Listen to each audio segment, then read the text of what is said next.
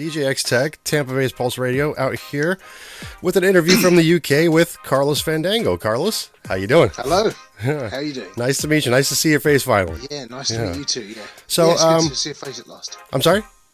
Good to see your face at last. Oh yeah, absolutely, right? Heard your voice. Put a face behind, the voice, right? So I was going to say the same thing, right? So, Carlos Fandango, what's the reasoning with the name there? Right. Well, my name's actually Carl, and interestingly enough, my brother and friends and people generally just call me often Carlos Fandango. Just one of those things, how names are often shortened. If they're long names, they get shortened. If they're short names, they get lengthened. Seems to be a guy thing, generally speaking. And so it's just Carlos quite a lot of the time. So I thought, well, why not make that the stage name, Carlos Fandango? All right, well, awesome, man. Sounds more exotic than I am. I think everything does, right? DJX Tech is obviously not my real name, but hey, a stage presence is necessary, So, absolutely. You and I had this little banter going on, through email, and I kind of want to dive into this because I think that a lot of indie artists, especially, will probably want some advice on this. Like, we were talking about like being the indie artist and trying to make it in like mainstream media. Like what's kind of something that you've done where something like that, an idea like that, would actually hold some kind of promise?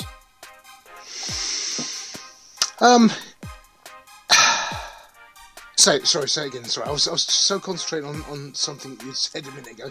Is it all right to start again? Yeah, it's fine. I guess I'll edit. So it's just something that I was thinking about, and sort of I must learn not to drift off into thought, because something you said just made my mind wander. But so what was the question? Sorry. So for the artists, like trying to, like, let's say advertise themselves, yes, with all the mainstream media, the mainstream basically owns, as we know, the magazines, the record labels, everything. Yep. They have money behind them and everything, to push their artists through. So with the indie artists, like trying to get somewhere near that challenge, like what would you recommend, like they do, like how would you start off with getting your name out there, your brand, basically? That is the $1 million question. I mean, ultimately, independent artists, we're not loaded with money. Well, most of us aren't loaded with money. In fact, we're struggling, most of us. That's probably why we're doing it, and in the dream that we're chasing. And it's not money per se that we're chasing, but it's just getting out there, getting our music out there. A little bit of recognition, at least, right? Yeah, recognition indeed. And but actually, to do it, I mean, the record companies, as you say, have the industry sewn up in all directions, and they pump money into very specific, small percentage of artists that they choose are the flavour of the month. But how do you do it? Well, I mean, the problem partly is because there are so many different avenues. I mean, it's the irony of the whole thing is that years ago it was probably easier in a sense to get your material out there, but it would be to a smaller audience, more localized. Now you can touch anybody in the world with your music, except everybody's on their devices of all different kinds. Everybody's got their head into their own thing. And there's so many different types of media, and the problem is it's just so diverse.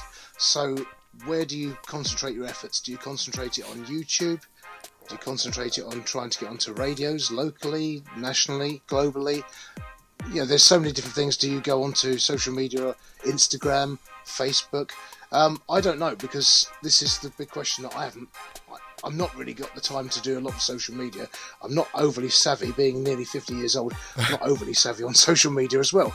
So it would be great to have some sort of thing that we could tap into where some company or somebody or something is able to sort of take some of that off your hands, or they say, this is what you present us with, we'll put it out there.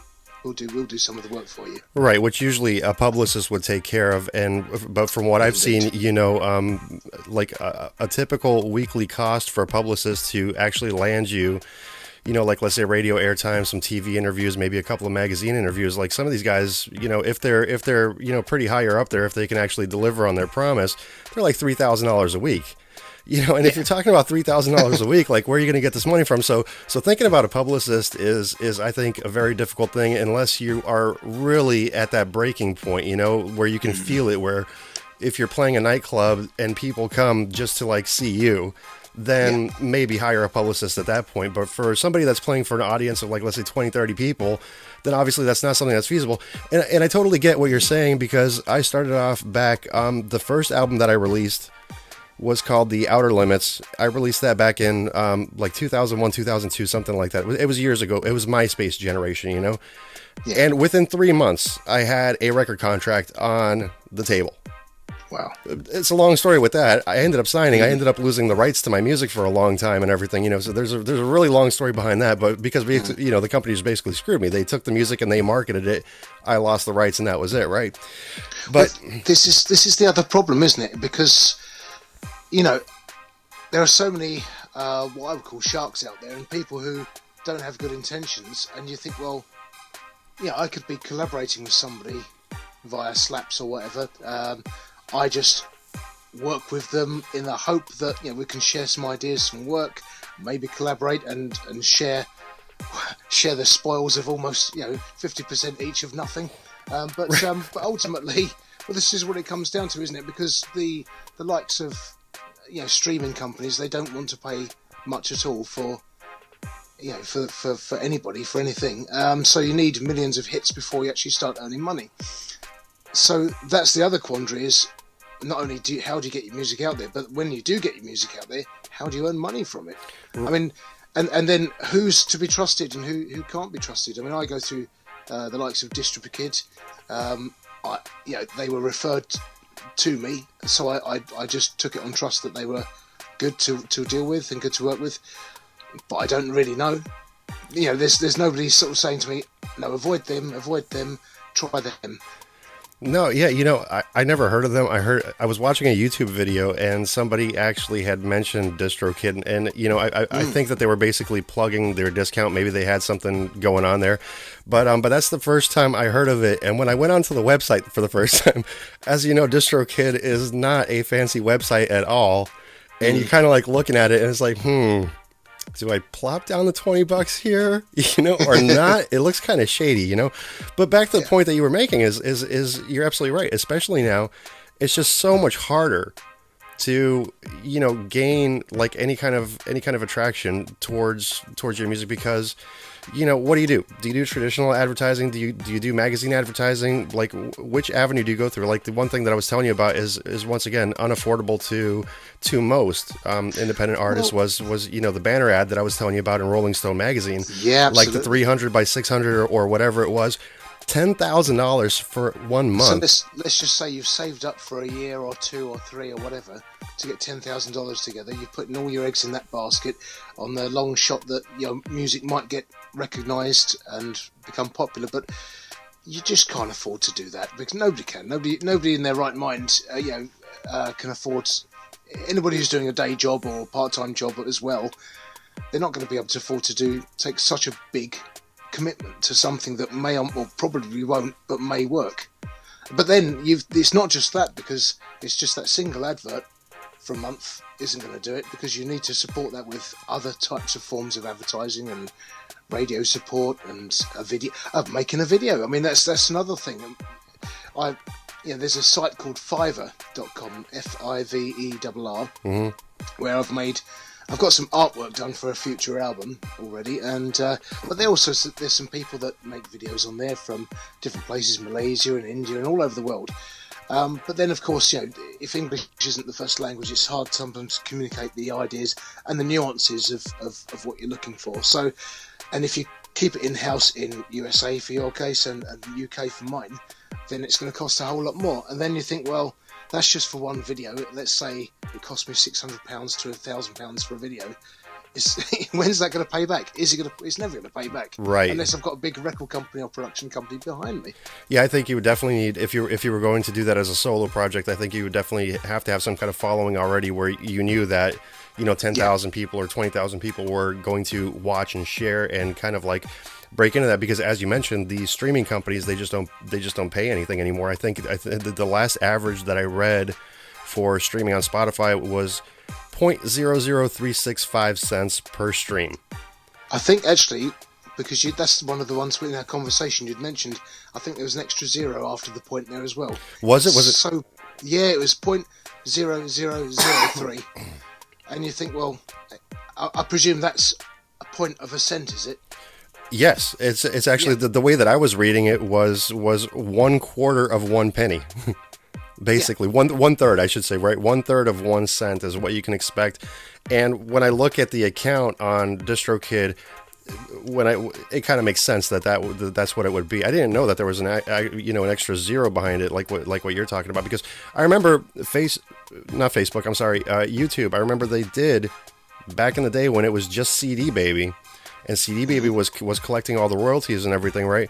I remember that YouTube at the time was paying anywhere between 3 to 5 actual cents per stream. So you could, in theory, make a video, post it as an advert, and then actually still, get some money back from it, right? So you could support the music video just by the people who watched it. And if you went above and beyond what the music video actually cost you to make, then hey, more power to you, right? So, right. But it's just such a difficult process these days, and I'm trying to figure out the avenues here to help everybody, which is why I started this whole thing, right? Because I just I want to get the word out there. I love indie music. I absolutely hate hopping in the car and hearing a loop. That's all that it is. Every 10 minutes, it's the same person on. Ours in the UK, we've got commercial radio channels as well as the BBC. National broadcaster channels. Radio 2 will be a sort of, I guess it's sort of my age bracket, general sort of easy listening sort of thing. Radio 1 and Radio 6, I think 6 Music is the more cutting edge sort of new bands and new things. So that's possibly where the sort of thing where you'd find potentially new artists. But there is so much competition out there, and if you've got a commercial channel that's playing a 2-hour show and they'll play the same tracks on a loop, and the same track could be heard within 2 hours, maybe twice, maybe 3 times at a push, but it's certainly going to be heard every 2 hours a day at least. And it is the same tracks and it's the same kind of things. And I've noticed that the record companies will, when I put on, I don't want to sound just like an old fogey or something, but no, it's all good. A lot of stuff does all sound the same because the record companies are looking for the same kind of vocal sound as Sia or whoever it might be, or Rihanna, or whoever's flavour of the month.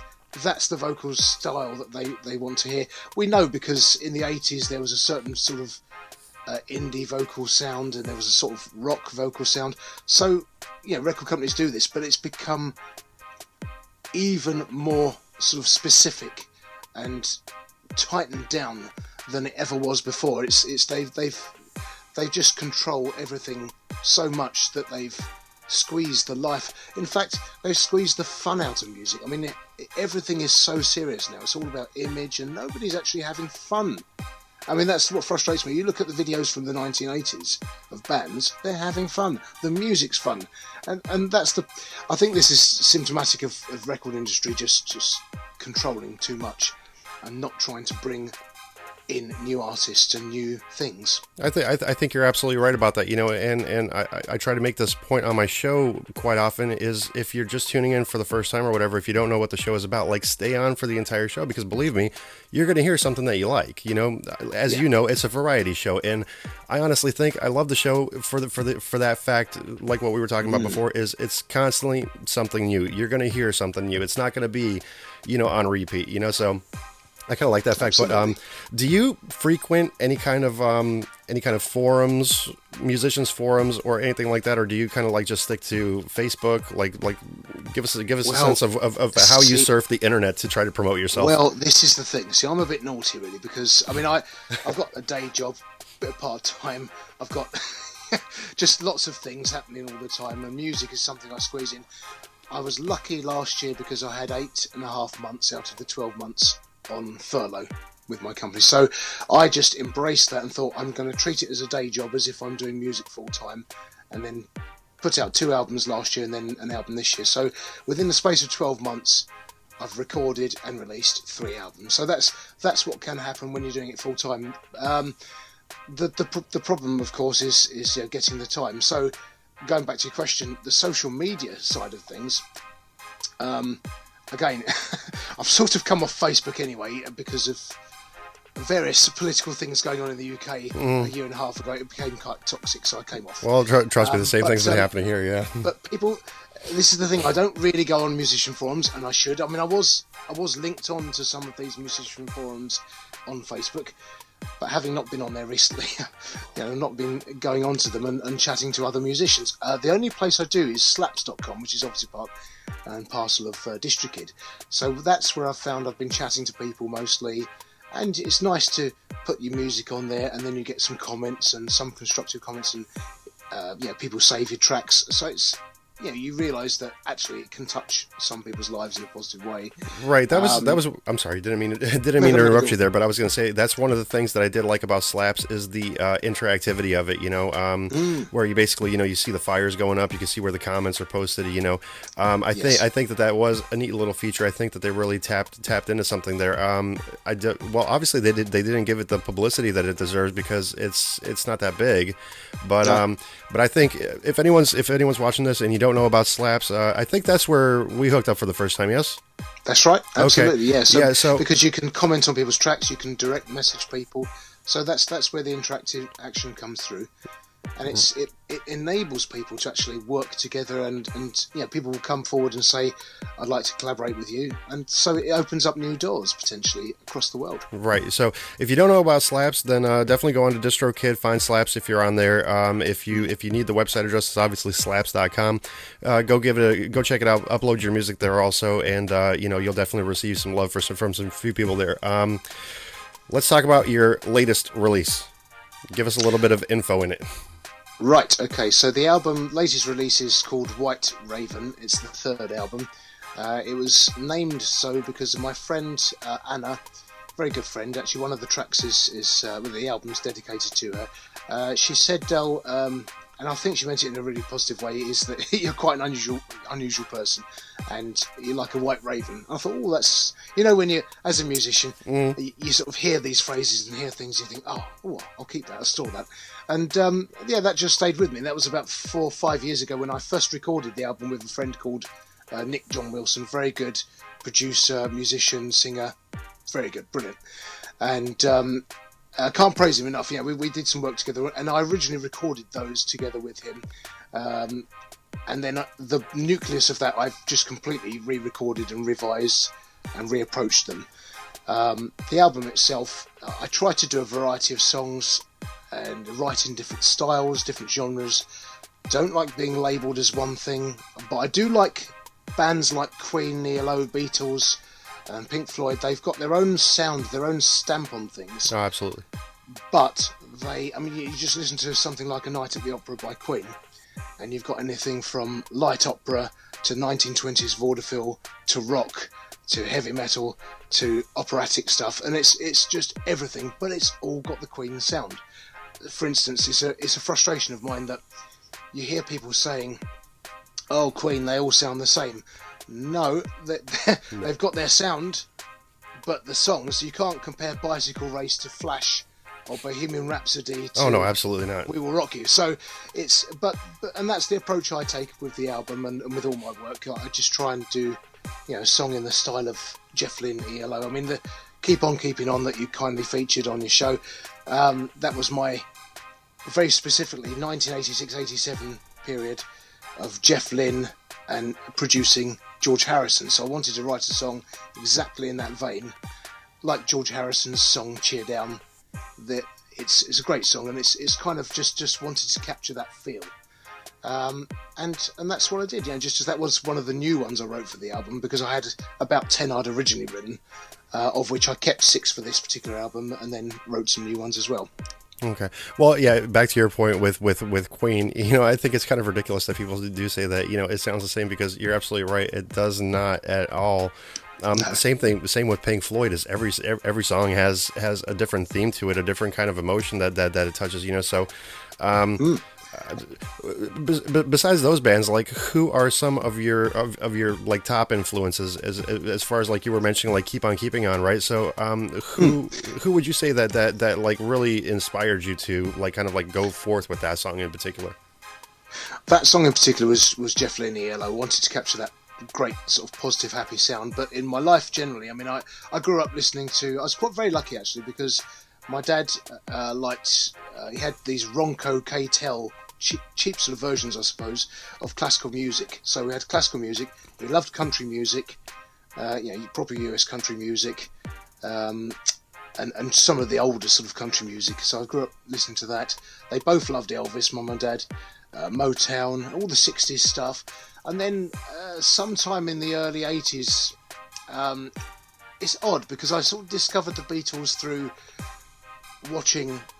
I mean, they became such a big influence in my life, and but from watching Yellow Submarine as a child and loving it and loving the music, and then there was I don't know if you had it in America, but certainly in the UK we had in the early 80s this sort of weird studio band, Stars on 45, and they did a Beatles one, they did an ABBA one, and a few other things, but 45 being obviously the record speed, and Stars on 45, and they would just do versions and segues of songs, just lots of songs of theirs in one track or one album side or something like that. So and there was a Beatles one, so I grew up knowing the Beatles cover versions of the Beatles before I did the Beatles stuff properly. And when I finally got to sort of mid to late teens in what we would have as, or used to have as sixth form, seventh form at school, that's when I sort of really got into them. Sergeant Pepper, there was a 20-year anniversary programme on called It Was 20 Years Ago Today, and they went behind the scenes and interviewed George Martin and with the mixing desk and everything, and isolated the tracks, and it was just blew my mind. And of course from then I discovered Bob Dylan and Led Zeppelin, and obviously liked things like Queen already, but all those things, particularly Bob Dylan and perhaps Ray Davies of the Kinks, writing wise, they influenced me. It doesn't necessarily come out in my writing, I think, in my songs, but they influenced me nevertheless. Just because Bob Dylan, the way his words just flow from him, it's like he's just getting messages directly from God or something. It's incredible. And again, musically, I think when Jimi Hendrix came into my life when I was about 16, 17, it just changed everything. It's just a total game changer, because you just realise that things can be done artistically differently, and then of course liking David Bowie as well and all the great artists, and Kate Bush. So I've got actually a really eclectic mix of music. I listen to anything from Hildegard von Bingen in the sort of early I don't know if it's choral music really, but it's sort of religious music. But anything right through to present day stuff. And I think if it's good music, it's good music. So any good music will influence me. Well, yeah, I always say that if the music's good, it's going to resonate through the ages. I mean, there's never going to be like, you're never not going to hear about the Beatles. That's right, they're cemented in history just basically forever. From the time that you knew about them, every single generation will know about them. But it's timeless. Yeah. What's so we were talking about you were going to be doing a Christmas album. Like, are you doing the Christmas album first, or what's your future release plan right now? Well, at the moment, I've already got my next album in 2022 is going to be classified file, and that's going to be something that's going to be a complete variety of things. I've got a few extra. I mean, I've just bought on order. I've got a Moog Theremin. It's like a theremin, but it's a theremin. So that will enable me to create some ambient music, like a Brian Eno sort of sound and Jean-Michel Jarre type thing. That's another potential project. But the Christmas project, I had worked with my friend Nick on a Christmas album. We've got 12 tracks lined up, although there's a few complications, as there can be when you're collaborating with people, as to the way we go about it, and so that's kind of being held up at the moment, unfortunately. But already I've preemptively sort of started writing more songs a few years back anyway. So I've got another few songs coming out. Certainly next year I'm definitely going to be releasing an album. This Christmas album. This year, I'm thinking of just doing a 3-4 track EP, just because I want to get out in the Christmas market. Now, the reason for that is about 6 years ago, I decided to write, 12. I thought, well, the Christmas market, firstly, people like Slade, I think, get something like £800,000 a year in royalties because it gets played on the radio and TV and all sorts. Well, I wouldn't mind a tenth of that. That would be quite nice. Yes, that would absolutely. be life-changing for me. So, so I thought, well, if I write a song that's even a tenth as good as Merry Christmas, Everybody, and get, a tenth of the money, well, that would be good. And, it becomes something that becomes a regular thing. And I thought, well, if I can write 12 of those brand new songs on an album, and that are radio friendly and commercial, then you've got 12 chances, 12 shots at getting that regular royalty income. And I think Christmas market is the one that's immune to trends and styles. In fact, for the last 2 decades, there's been very few songs that have been actually good. And the only ones that have been decent, really, have been the ones that have got that retro old style feel. I mean, and going back a bit further, one of the biggest Christmas songs is Mariah Carey's one. Now, that one was heavily Motown based, and you listen to the production, it's phenomenal, but it's a great song, but they threw everything in the kitchen sink in with that song, and it paid off. Well, now, it did. I was just going to say it did pay off 100%, because every single Christmas you just can't get away from it. I mean, they start playing that song around Thanksgiving, and boom. But here's the point. You said exactly, you hit the nail on the head. You can't avoid hearing it. Now, I go out every Christmas and you could be Christmas shopping and people are moaning about the same old songs. And I thought, well, that's why I thought writing a whole album, because the Christmas album market is very tried and tested. You've got people like Michael Bublé, Kylie and whoever, and they'll have 12, 13, 14 songs, usually about 12 songs. One of them, 2 at a push, will be written for them that's a brand new Christmas song that's okay to average, and it'll be fairly okay. And the rest of it is all rehashed, rejigged, reworked, old standard Christmas songs. And that is the Christmas album market. And I thought, well, if I can break away from that and start making something that's completely new, that's all nice and lots of variety in it, because the original album that I'd written had a sort of Bing Crosby crooner style one.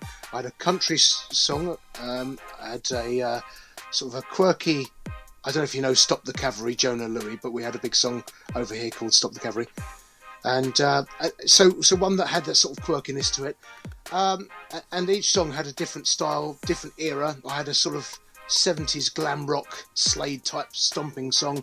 So that was the approach, and this is going to be the approach to the next album as well. I just want a complete variety, because, as I say, Christmas music is relatively immune to whatever style it is. If it's a good song and you put jingle bells on it, it's going to be a good Christmas song. Okay. Is the theory. I totally agree with you, because even if you are just sitting there pissing and moaning about it, you're giving it some kind of recognition that it exists, so I totally agree with you on that. Now let me ask you, because when you mentioned Jimi Hendrix, listening to him when you were 16, you had a little sparkle in your eye and everything like that, so what was the defining moment for you when you absolutely knew, like, hey, I gotta get into music, I absolutely love it, like this is what I want to do? What was that defining moment for you? Well, I guess my dad had years ago, and I've still got it in the loft actually, it's an old small, I guess it's a 2/3 size guitar that he had from when he was about 9 years old. He never really played it, never really got into it. And I sort of every now and then would pick it up, and I actually sort of decided to restring it and just picked it up and started playing and come up with a sort of very basic sort of thing. And from there, probably from that moment, I thought, oh, I like this, I enjoy this. It was nice to create something from nothing. I mean, when you first pick up the guitar, you're learning things and chords and basic things. And you're learning to play other people's songs, but in time you start creating your own things. I got a guitar from my uncle as well, who was very much into sort of Queen and Rainbow, Deep Purple and all that kind of thing, and he gave me for Christmas one of his old guitars, and that was one of the best Christmas presents I've ever had, really. Just had it restored recently, and I think that also was a game changer. So I think, as far as me personally concerned, those two guitars were the sort of starting point, and then I just started, from 1987, 88, really 88, started writing songs, and so I've got a backlog of 30 plus years of songs. But some of the ones on the albums, I mean, they are ones I'm writing anew, and they seem to be the ones that are most well received, which is interesting, which makes me think, oh, I must be improving my songcraft skills. Yeah. Which is good. I hope. Yeah. But the actual moment, I mean, musically, listening to people, I think when you hear someone like Hendrix, or particularly, I think, actually, where I live now is just a stone's throw away from the house where I first heard Led Zeppelin, and a guy who was a local Labour councillor here introduced me to Led Zeppelin. He said, it's a bit of a niche thing. He said, it's a bit specialist, I think he's used the word, and heard it, and it just blew my mind. And I think those moments collectively, around the same era, were a melting pot just for realising that I love music that much, and I think I think I'm going to have a go at writing this and just enjoy it. I enjoyed singing and always seem to harmonise quite well, and find harmonies. So I think there's always been a bit of that in me. And I tend to, when you hear things on radio, I just hear, there'll be some hit that's been around for years, and I'll just be singing a part that's not actually there, but I kind of hear it. I mean, it could be there, but they probably just, pared it down a bit. Faded Whereas in the I tend background. to throw things in Yeah. too much, probably. No, yeah. See, that's why I stick with electronic music. I can't sing for the life of me, so Well, I'm glad that there are singers out there that can harmonize and vocalize and everything like that. And your stuff is really good production quality. Do you mix and master at home? Do you go to a studio? Do you have an audio engineer? Are you the audio engineer? Like, how do you work your stuff, man? Well, the chap I mentioned, Nick, he sort of mentored me. I I don't know what that was. Watched him closely and kept asking questions when we were working on previous albums, and it got to the stage where I set up. I had this little box room is it Box Room Studios, I call it, and it's everything happens here. I mean, it's all the sounds that you hear on the album. It doesn't sound like a little box room studio, but I've got my guitars here. I've got my acoustic electrics, bass, shakers, and a few other live instruments and things. Other than that, I use Logic Pro. I program everything in. I orchestrate on there. I learned how to orchestrate, how to spread the instruments across, to pan them nicely so that as if you're listening to an orchestra. So it actually feels like there's more space in there. And just try to sort of learn as much as possible. So I record, so I basically write here and create the songs, usually on guitar, but sometimes on piano now, which creates variety in itself. Record them on the microphone there, and play them, produce them, and mix them and master them. So, but all of that, I mean, I just go onto YouTube, listen to some people. If I need some mixing tips on X, Y, and Z, then it's just a case of just listening and learning and picking up bits and practice. I mean, even from starting to record about a year ago and getting those two albums out, I listened to those two albums, and I want to fiddle with them and mix them slightly better. I still like what I've done there, and they're good enough, but if you're a perfectionist, you think it could always be a little bit better. A little bit, just a little bit more, right? So yeah. But I'm hearing. I mean, if you hear one track from the original album and to the third album, you can hear that the production is being, it's just being refined and polished a bit more.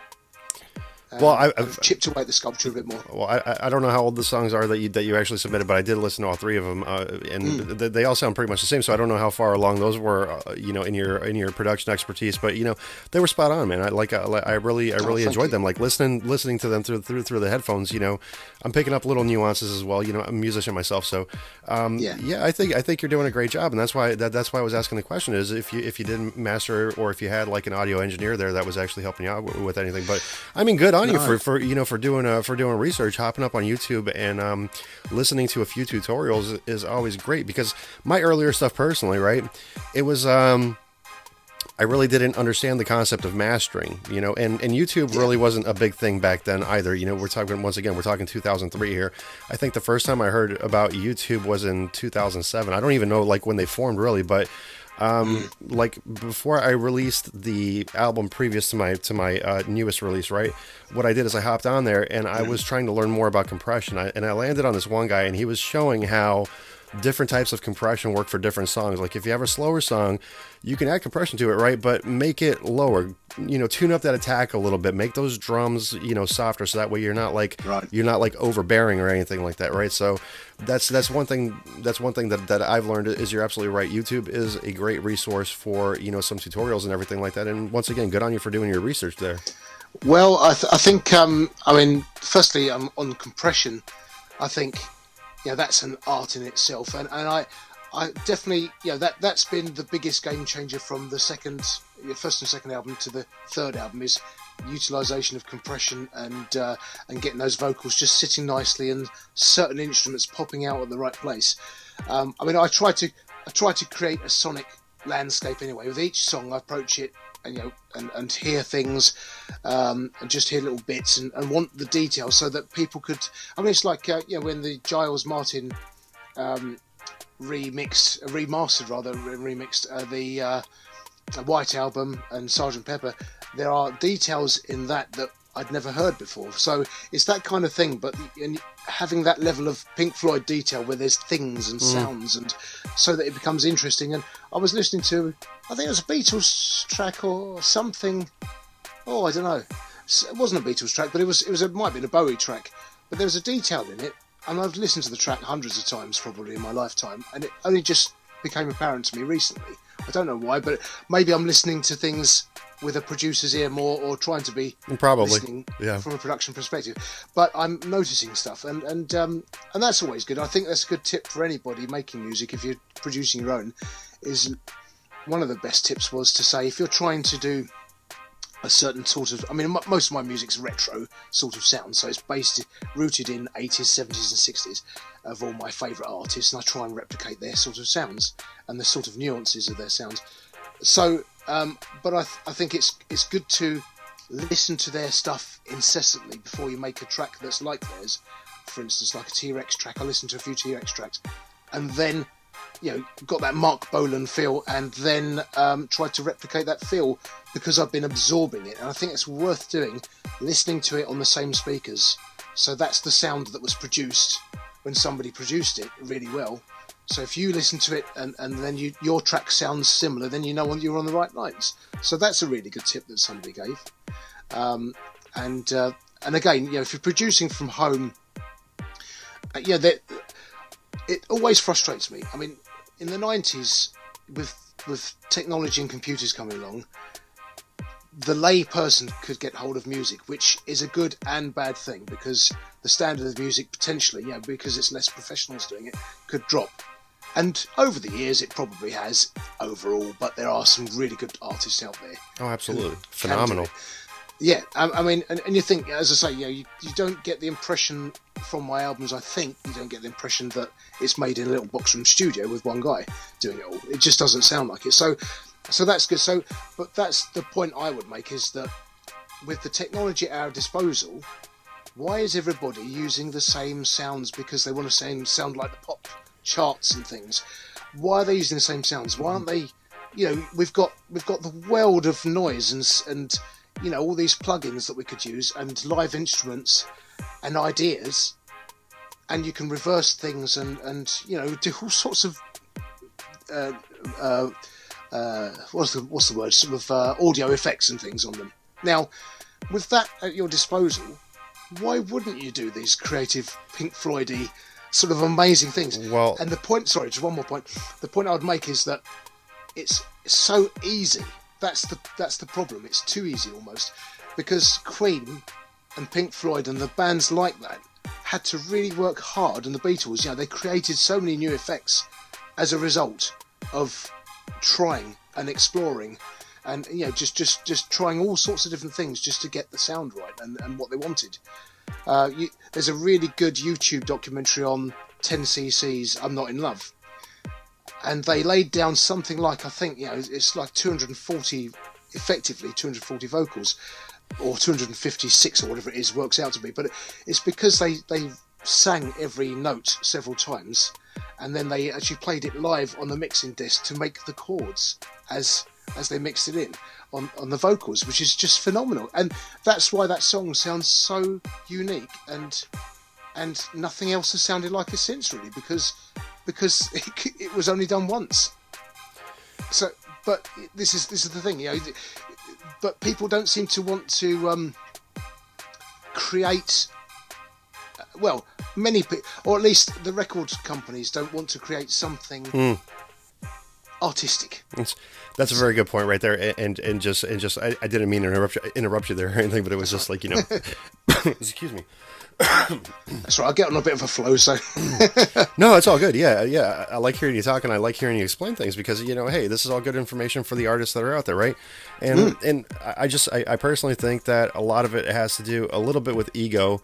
Especially, and this frustrates me because this is initially, I started, when I was growing up, I was listening to a lot of hip hop, until Metallica was introduced to me. And then when I heard Metallica, the Black Album, that's when my music taste started like kind of like spiraling everywhere. But, but I think people are just getting lazy, man. Like, honestly, like the lack of imagination, just because somebody tells you that you're a good rapper, or, and like 15 kids in your neighborhood think you're a good rapper, doesn't mean that you need to, hit an EP, talk to somebody, get some information going, be creative. Don't, emulate Lil Wayne, especially, don't emulate his style, it's just kind of like go out and try to, think of something all your own. And this is why I think like Mask Wolf, like blew up the way that he did, is because there was actually context to his lyrics. He had a solid beat, he had a solid hook, and this is why he's blown up. It was something outside of the mainstream that kind of like became mainstream now. As to your point, it was like originality. Well, this is the thing, and if only the record companies took a few chances and just tried to sort of, even if they had a nurture program where they took on a few more extra artists and just promote them and try something a bit different, because this is exactly the reason why because they don't do different things, this is the reason things have stagnated for the last 20 years. Nothing really has developed or become new. That might be because Western music has found its limitations and borders finally, and because everything's being regurgitated and repeated. But I don't believe that really truly with my heart, because what I've created is all new stuff.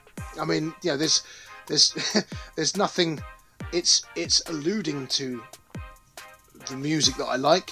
I think my brain tends to take things from little tunes and melodies that it's heard, and it just sort of mashes them up, and then suddenly on the guitar something will come out in the melody, and I think that kind of sounds like something, I don't know what, and then I sort of work it out and think, oh, well, maybe it's because I've heard that recently, and it amalgamated with that song, and it became something else. But it just goes to show you can create new music that is different and maybe, again, dare I say, has melody as well. I mean, the problem with a lot of the music the last certainly 5 and 10 years is that years ago, choruses used to have, and songs generally used to have a lot of melody. Now, the trend in the last 5 years or so has been 1-note choruses and 2-note choruses, maybe 3 at a push. And for my money, that's really boring. But people seem to, I don't know if they like it or not, or if they're just following the crowd. I don't know what it is. But how can people just keep listening to the same stuff all over again and say, oh, this is so cool, man. Man, this is so good. As if they've just heard something for the first time ever. And it's not, and it's a lie. Yeah. So what, I don't know what your thoughts are on that. Well, I think it's that Saturday morning cartoon effect. I don't know how it was there in England, right? But Saturday mornings here were, you woke up, you watched cartoons for like 3-4 hours. You ate some cereal right in front of the telly. And the thing that I didn't notice as a kid, I notice now, as an adult and as a parent, is that when the cartoons are on, this is when all the advertisers are really pushing, their cereals or their toys or whatever, obviously because they have you glued in front of the TV, right? And I think that same point could be made to music, because you're driving to work or driving to the store or whatever the case may be. You constantly get bombarded with that same song over and over again, and you just end up liking it because it's just there. That's really like your only option. You don't really like head on Spotify and do like your research on, let me look up some indie artists, right? It's like, no, you hear the song on the radio, then you go on Spotify to add that song into your playlist, so that way you can listen to it over and over and over again, yet again. So once again, back to the point of originality and everything, I think that's just how it works, is just with the mainstream just pushing and pushing and pushing and pushing. That's all it is. It's advertising, and it's advertising to you directly, so that way you can just keep buying that product, you know? Yeah, I think so, yeah. There's a degree of herd mentality to it, I think, as well. I think people just accept. I think that's the problem, is a lot of people accept this is the way it is, like they do in life, for generally, but it's not. You can change things, and there's music out there to be discovered. It's just harder to find than it used to be. It used to be that as a matter of course, there used to be variety. Well, look at the 80s, and I know USA has a different sort of market, although we did have a lot of universal artists that were sort of had hits on both sides of the pond. But you could get something from the Smiths, then something from Survivor, Eye of the Tiger, and Iron Maiden, and Madness, and you get sort of your pop stuff like Tony Basil, Mickey, or Talking Heads, Once in a Lifetime. But you just talk about those, and not one of those songs is the same. But they could all, they'll all be within the same era, but they're all different. And it's just such an interesting market, and we accepted that then, and that was what they were advertising and pushing and promoting and foisting on us. It just happened to be that it was a glorious time of variety of different genres. But the problem is also, I think, with things like the likes of iTunes and the categorization that the systems and Spotify, all these online streaming things, they require categorization, specific genres. This, if you like this, then you must like this. And that's unfortunate, because it's not just giving you a general broad brush of music. It's just saying, right, that's that little neat compartment, that's what you like, and you like that. And the problem is then people don't go looking outside of that. Right. Yeah, I totally agree. It is a damn shame, because we're talking about like the explosion of the internet, especially when the iPhone came out, the first smartphone, right? So everything was like right there at your fingertips, and it was so much easier before that to actually get heard and actually gain fans and everything. And now that technology is at the push of a button, and you're right, it is systematic to what you're saying, is that, hey, if you like this, then you must like this. And it just keeps on going in that general rotation. They call it the intelligent algorithm, right? But I don't think that there's any algorithm to it at all. I think that it's this real shame, because the technology that we dreamed when I was young. We dreamed of this, what they call Star Technology, or whatever they call it, to think that we could have a device in our hands that could connect to anybody in the world, that you could be talking like we are now, or that we could find out almost anything that's ever existed or known, or bits of text, or just anything in the world at our fingertips. And what do most people do? They go on and look up naughty stuff and whatever. But it's so that's human nature, I guess. That's the way we go with it. Instead of doing the really clever things, we do this sort of simple lazy. I guess, right? Because it's a bit like that with the music, I guess, because we sort of think, I guess it's like if I get in my car and I'm going out and about to see customers and appointments and things, I'll have my what's it called thingy, USB stick, a playlist of songs on there. So I'm listening to the same stuff again and again, and then I change it every now and then. So it's not really broadening my horizons at all. So I personally think, some of the music that's out there, like I don't know if you remember Jennifer Lopez, her song Jenny on the Block. Do you recall the song at all? I do. Yeah. It's real simple. It's just basically, don't be fooled by the rocks that I got. I'm still Jenny from the block. Something like that, right? There was 18 writers credited for that, and that's basically all it says on a loop. And then you kind of look at Freddie Mercury, who wrote Bohemian Rhapsody all by himself, right? So, amazing. Or Bowie, who wrote Life on Mars. Yeah, Well, there's an interesting thing about Life on Mars, because that was actually he'd submitted some lyrics for My Way, for Frank Sinatra's My Way, but it was I think it was Paul Anka? I can't remember if it was Paul Anka's words were used in the end, but his were rejected. But that obviously stayed with him because it's the same chord progression in Life on Mars, so that was a kind of offshoot of being rejected, so that wasn't a bad result, really. It just goes to show, actually, that things turn out quite well very often. They do, but so who, besides your own creativity, obviously, who would you say would be an inspiration for you vocally, as far as like maybe creating some content, in your mind, like lyrically? Lyrically, it's interesting. I try and write for the T-Rex song, I decided to write lyrics in a sort of simple rhyming format, like Mark Bolan would, kind of thing, those kind of lyrics, the spacey sort of things. I'm guessing, really, actually, probably the most influential lyrically has got to be Lennon McCartney, I think, first and foremost.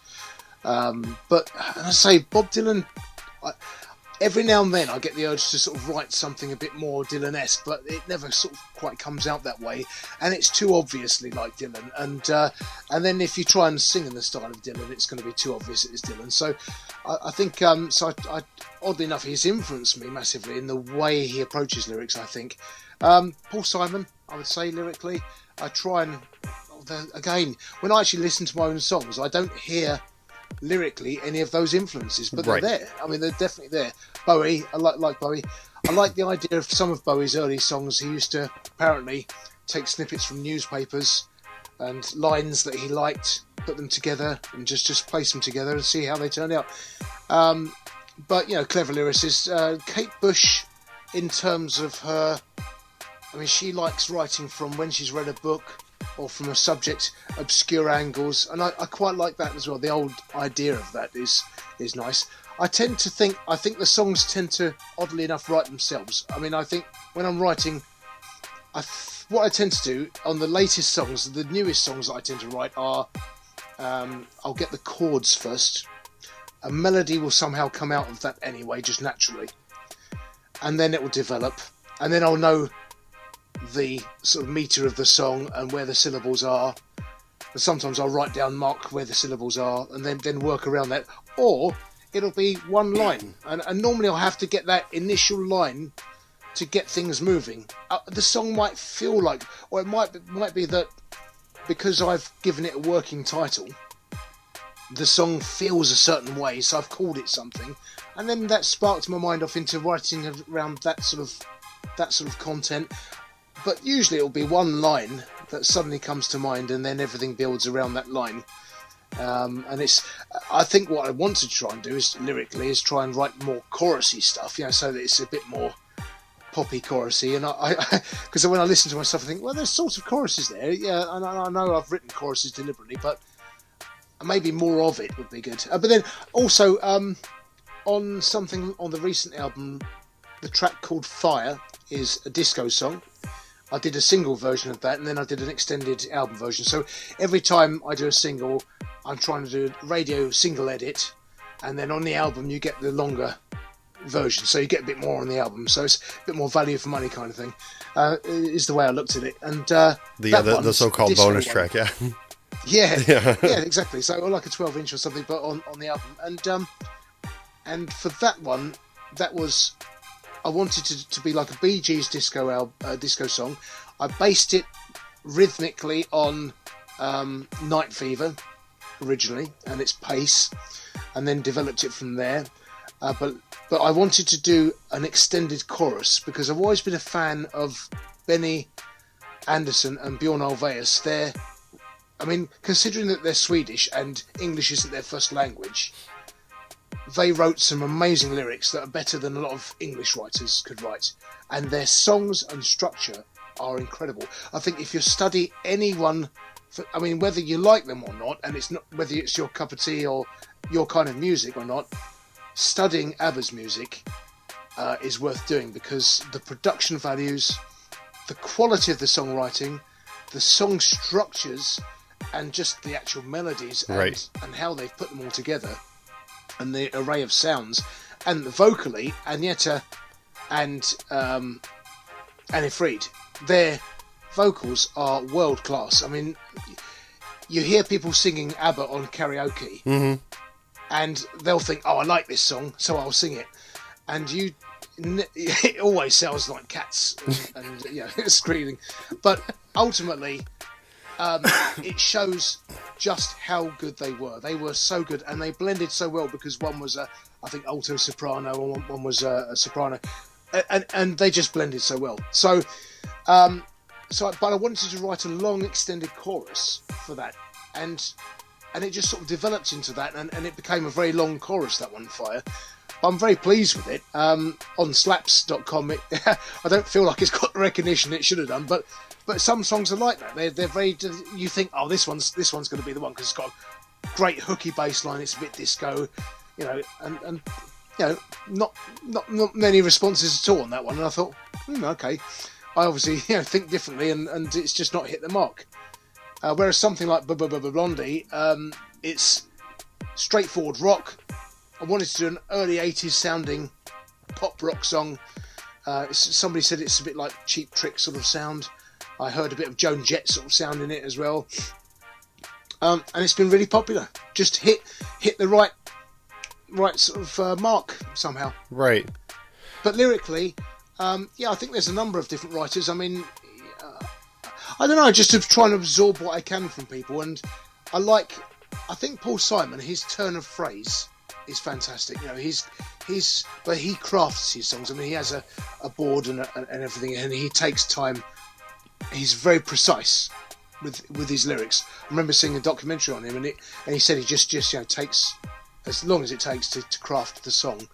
But there's so much precision in there. And the thing with Simon and Garfunkel music and Paul Simon's music is, any song you listen to, once you've heard the lyrics, it's hard to forget them. Right. Yeah, they are so memorable. There's so many good lines. I like to think that in every song I write, there's a killer line somewhere. I always try and aim for that, so that there's one line that I would call a killer line. With Paul Simon, the songs are littered with them. I mean, you put on Graceland, and it's just got line after line of brilliant lines. You think, oh, that's good. But Bob Dylan, I aspire to write as well as him. This is the thing. He comes up with so many good lines that just hit you right in your soul. A lot of people don't seem to latch on to Dylan, but those that do, he sort of gets you right there. There's a song called Not Dark Yet. I suppose it's all built around the word yet, really, ultimately. Because it's kind of coming to the end of his life. I think he'd had a heart attack around the time. But the lyrics, they're just almost bring me to tears every time, because he's just telling the truth. It's just like it is. Right. Well, I mean, that's one of the main things that I like about music also is you can usually specifically pinpoint a certain time in your life with it, or it just kind of like triggers some kind of emotion, so I totally understand what you're getting at, is because, like on slaps.com, Really Fast Friends also were the Lethargics. Like I was telling them, they had an instantly recognizable melody to me. I compared them to Luke Cave and everything, but I do enjoy that. I do enjoy when the lyrics go a little deeper, rather than just being hey, they're there because they're part of the song, So actually studying the lyrics and everything, well, once again, good on you, because it's working in your music, man. So, Well, this is the thing. I try and, I think probably the lyrics are left a little wanting in respect of, because, I've never really trained myself to, vocally, to know what the O's and Oo's and R's, what to put and where, which ones work for higher notes and lower notes, because I should study that too, really. But I just do what I feel sounds right, and if the lyric isn't quite sounding right, then it can be tweaked slightly. And I'm usually quite good with words, and I can sort of manipulate the words and make them work the way I want them to work, and try new things. But I think it's just I've got a couple of ideas that I'm working on. One is a sort of old Rex Harrison sort of style, because he couldn't sing, but he could talk in pitch. So yeah, whereas the other actors on the films, the musicals, would have to sing, and they'd begrudgingly sort of allow him to sort of do his spoken word thing. And I've got a song like that I about the sort of science of words, as if he's a scientist of the words. So that'll be an interesting one, probably on the next album. And another concept about sort of putting words together in threes and talking in threes. And there's a song I've got together with that. And again, that's just... So I like these sort of just sometimes obscure things. That said, when I was going through a divorce about 5 years ago now, and split up and everything, it was quite painful, as divorces are. It could have been a lot worse, because they can often go on a downward spiral. But my way of getting through it was to write songs, and for the first time actually write songs directly from the heart, because I've been listening to a bit of John Lennon at the time, and he always seemed to, I think from Help onwards, very often he would write directly. Certainly on his solo work, it was very direct, just saying what he felt. That he loved Yoko and he loved this or disliked that, and give peace a chance. Very simple messages. Imagine if the world was a beautiful place. Simple stuff. And I thought, well, I tried that. So on this album, you've got a track like "Can You Feel My Pain?" So it's me hurting at the time and smarting from that whole thing.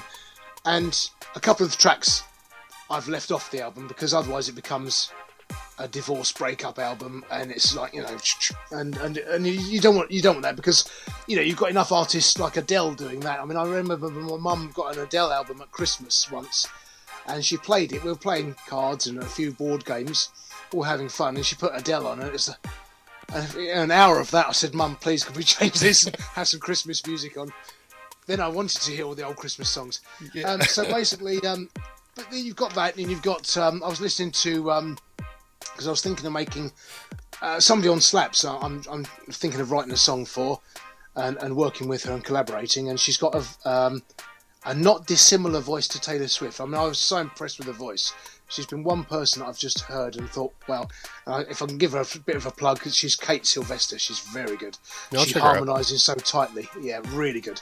And she's just doing songs to, I think, like regular backing tracks and things, and she's making wonderful songs. So I thought, well, she deserves a song. So, and I started listening to Taylor Swift recently, and she's a good singer and everything, and she became more sort of pop, country pop, and all that kind of thing.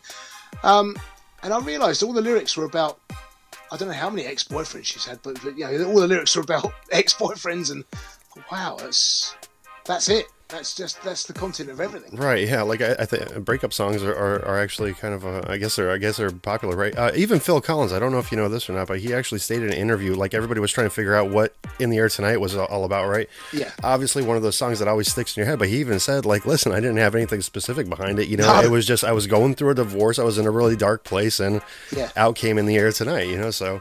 Well, this is the thing. I mean, things come for a reason, and I found the acoustic guitar that you probably out of shot there, but just in its case there, that one I got around the same sort of time as I was breaking up and everything, and that one, "Can You Feel My Pain," was the first song I wrote on that song, on that guitar, and that guitar, it's almost got a life of its own, and it's given me so many songs. I can't imagine it's just come from me alone. It's almost like the guitar has got songs in it. It's a really weird thing, but that's the only way I can describe it, because it's never had quite a guitar like that that's given me so many nice chords and songs and things. And it's probably me really, but it's nice to think that. And but I think music kind of works like that, because it's kind of in all of us really. You'll get people who say, "Oh, I can't sing. Oh, I'm tone deaf. I can't hold a tune," and all that, but I think it's in all of us, because we all respond to it.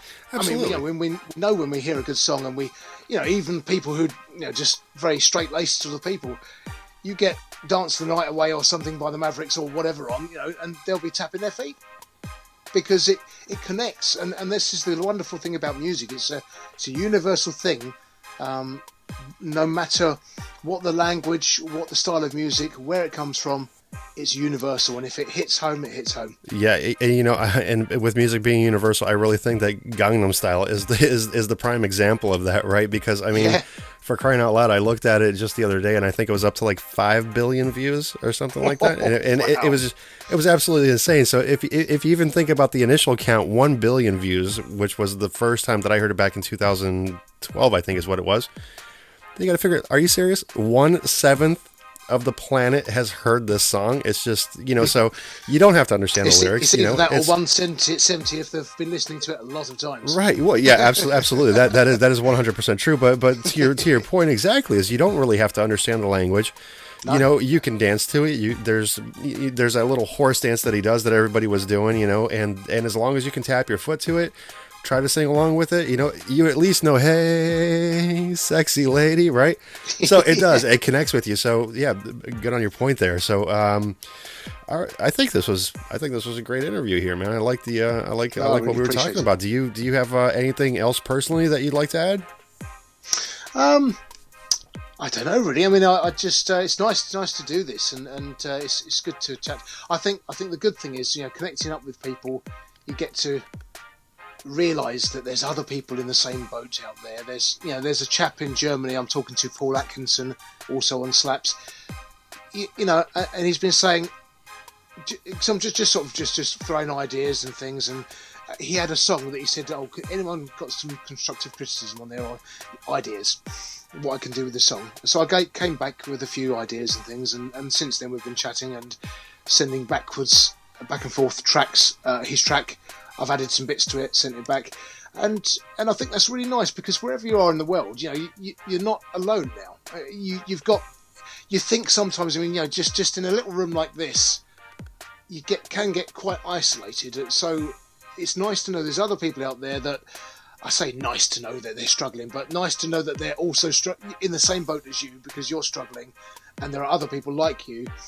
And actually, that makes up the vast majority, probably 99% of music artists out there, which is sadly the case. And particularly at the moment, because nobody can play live, and so all they can do is do this sort of thing, or get depressed or whatever. But this at least connects people together that gives them hope. And Paul in Germany, he's been saying.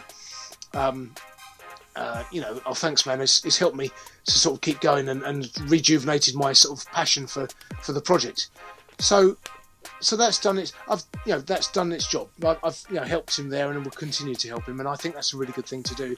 The problem is there's a lot of people out there that, for whatever reason, aren't willing to help, or they've had their fingers burnt before in the past by somebody, so they don't want to share their stuff, share their ideas. Or they get protective over their... I mean, everyone gets there's an ego involved, and people get protective over their music. Right. But again, I think it's nice to share ideas. I think, it can only help someone. It's a good thing to do if you can sort of give someone some constructive criticism or suggestions for something. If they're asking for it, then they clearly need help and assistance, and it might be just that little bit of help that you give them that's enough to get that song out there and finished. I totally agree with you, and it's never a bad thing to have a little back and forth with somebody. Like even if they stop you and they tell you that your song is just like, well, maybe it could use this. Don't take it to heart. Just take the criticism for what it is. Listen to it again. If you can improve on it, then hey, then that's your choice. But if you're gonna have the ego there, well, nope, my song is fine the way that it is. Everyone's gonna love it. Then you release it and you get one listener. Well, don't be surprised, So no, that's right. So somebody tried to give you some advice, at least, right? Well, I think the thing it does highlight as well by chatting like this is that, particularly with getting your music out there, and thank goodness for people like you, because without you, I'd be thinking, well, how do I do it? I can contact a local Kent, so my local county radio station, and there's Kent TV, so that gives me a little bit of scope. I can leaflet locally here.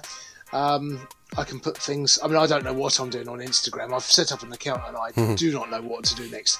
So I'm hopefully going to be chatting to people in the next few days just to sort of give me some pointers and tips, because I'm sort of floundering around completely at the moment. And But it's also getting the time as well. That's easily my biggest, and probably most people's biggest enemy, is the time. Yeah. Because if you've got to do social media, and if you're going to get somewhere at it, and you've got to be dedicating your time once a day for, I don't know, an hour or two, I don't know, but you do need to dedicate a lot of time to it. So how do you do that without any support? If you're totally, I'm writing my songs, recording my songs, producing my songs, mastering my songs, distributing my songs through DistroKid, and then trying to sort of somehow promote them. You think, well, you meant to. So you're basically an individual one-man record company. That's all that it is, really. Yeah. Without the money. Yeah, exactly. Well, yeah. How do I do that then? Unfortunately, right? Yeah. And the thing is on the radio station's perspective of things, I think that this kind of series, the interview series, will also help, because I want people to know that I truly am about the artist and I am about the music. I do have to stay alive, because when you're talking about social media and everything, like, you understand that I'm on this about 12 hours a day. Yeah. From editing the websites to doing the shows to actually being on social media to the producing and everything like that. It's kind of like what you were talking about. You do everything, plus you're holding down a day job also. So finding time to actually like squeeze everything in, it's just there really are not enough hours in the day. Well, like I think to wrap it up, I would say something you'd mentioned before actually was the expectations. I think this is a really important thing for all music artists across the world to do, because you get lots of people that are going on Britain's Got Talent in this country, or X Factor or X Factor USA, and their families and friends, with the best intentions, are telling them you're amazing, you should go for this, when they're not necessarily amazing and they shouldn't go for it, and they come down with a big crash. I think. But more importantly, for music artists, setting your expectation levels. I mean, I know at my age, I'm approaching 50 in a year's time, a year and a bit. I'm a bald, middle-aged, beardy guy. Who's going to, what record company in their right minds is going to promote me? None. So that's the first realistic hurdle I've got to sort of just deal with. Then, okay, so it's down to me and whatever I can do to network and what have you. Or if I get lucky with a song or something, or there's a chance, a slim chance, with all the competition out there, there's a slim chance, particularly with the Christmas market, that the song would be picked up or used in an advert and repeated or what have you. So there's always that slim chance. But realistically, I've got to set the bar at a level to think, so at the worst case scenario, and I'm quite philosophical anyway about life, and I'm quite measured and balanced person, so I think, well, if I get my music out there, I've left a tiny, tiny, weeny, microscopic mark in the world. Somebody may hear a track somewhere. It may be a positive track that they need to hear at the right time, like Keep On Keeping On, and it might be the one thing that brightens up their day or changes their life, and I've got to have my hand on my heart and think, just to hold that hope out, to think someone's going to hear that somewhere, someone's going to hopefully like it, and it's going to connect with them, and it might make their life a tiny percent better, or just might make them happy for those minutes that they hear it, and then the song has done its job, really, or partially. The bit that it hasn't done is made loads of money, stacked loads of money. But I'm not interested in money per se, but I would like to make life comfortable, as we all would. Yeah. And be doing this full time, so I can knock out 2 or 3 albums a year. I mean, I would, because I've got such a backlog of stuff and themes and bits and unfinished things and started songs, and so there's so much to do, but so little time to do it. So I think really setting the bar at the right level is a sensible thing, and setting your expectations as to what you can potentially achieve and how much income you could potentially bring in. If you get lucky, great, it's like winning the lottery, but that's for the 1% of artists that make it. The other 99%, if you're going to be one of those and you want to scrape a little bit of a living out of it, then you're going to have a good plan, and just know that you can either do it by live or a combination of this and this, and just plan your expectation levels accordingly, I think. I think, just to touch on that point, I think that that you're right. Setting the bar at a reasonable point is what you really want to aim for, right? Like, so I think that this is the downfall of many people, is that they want the millions right away. And maybe just because when they release their album or whatever, it doesn't do as well as they had hoped, they're not making the millions. I think maybe it makes them want to forget about the game and get out of music or whatever, when maybe they should stay in, but it's just having that realistic expectation. Like, let's just say, you know what, maybe I just want to make $500 a week off this so I can quit my day job and I could focus on music full time. And that could be, when you're doing it as a passion, then obviously it's going to come out in the music. When you're just looking for money, that's also going to come out in music as well. And just, once again, just having that realistic expectation of where you want to be, what you want to achieve is, hey, that's a great starting point. Well, the worst case scenario for me, I've got to say, it's going to be, I'm doing what I love doing. I'm enjoying, it's a hobby, and I'd love to do it full time. Realistically, probably not going to happen. But so the furlough was a golden opportunity that I had to embrace. There was no other way but embracing that, because it was only going to come along once in a lifetime. I say once, but then I was on furlough a second time, so so maybe there'll be a third furlough. Who knows? But I'm doing something I enjoy doing that might touch someone else's heart. That's nice, and I've managed to leave a mark. If I drop dead tomorrow, I do know that I've left some songs behind. Absolutely. And my tiny little mark of a bit of who I was, and or who I am. So, and I think just keep doing it. Keep doing what you like doing. Get better at it. Keep practicing. And just keep positive, because it's worth having dreams and things, and it's certainly worth having a plan. But again, just be happy to be doing it, and that the wonderful thing is it, most wonderful thing about a song, there was nothing, and then suddenly you've created this song. There's something, yep. So something has come out of nothing. But is it out of nothing, or is it just in all of us? Is it in humanity generally? The music's always been there. We probably started singing, millions of years ago, before we started talking and grunting and making audible noises that were like speech. So I think music's such a deep, guttural thing that we have inside us, that's why things can be created from nothing. And I just these songs that come to people, like Paul McCartney with Yesterday, it's the most recorded song ever. About 30 years ago, there were about 10,000 recorded versions, so probably it's up to about 12,000, 13,000 now. Who knows? But that's phenomenal. And when he was first playing it, and he entitled it Scrambled Eggs as a working title, and he said it came to him in his dream. He just woke up and it was there. And he was so convinced that it was someone else's song, because it was such a strong tune. I felt so familiar. But I think this is the thing. It probably was always there. It's probably always been in humanity somewhere, and he's just he was the one who was given it. All right, this is DJ X Tech, Tampa Bay's Pulse Radio. Carlos Fandango in the UK, thank you very much for joining us. Thank you. I appreciate your time. Thank you. No problem at all. And you could look for Carlos's music on the links in the description, or head over to pulseradiotampabay.com. We'll see you there. And Carlos, we'll be talking with you soon as well. Thank you. Lovely. Thanks. Bye.